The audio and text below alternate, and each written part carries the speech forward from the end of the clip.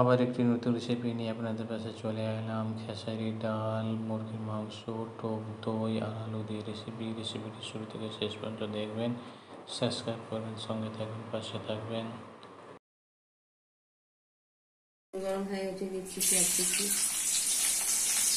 লাল হয়ে গেছে, দিচ্ছি আদা রসুন বাটা। ভালো করে আদা রসুন বাটাটা ভাজবেন।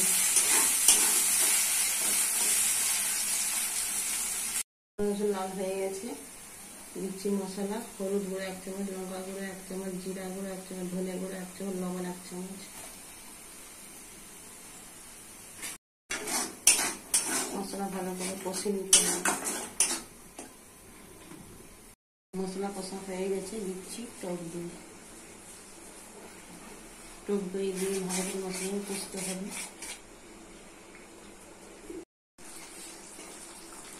আলু মাংস কষা হয়ে গেছে, দিচ্ছি মুগ ডাল।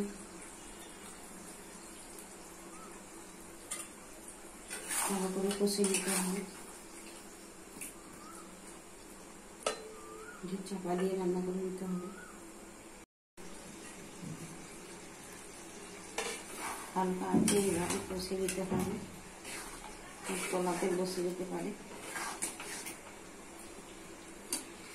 চাপা দিয়ে রান্না করে দিতে হবে। মুগ ডাল সিদ্ধ হয়ে গেছে, দিয়ে দিচ্ছি জল।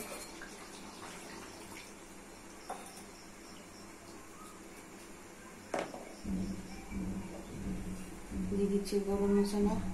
হয়ে গেলে নাম করে দেখাচ্ছি।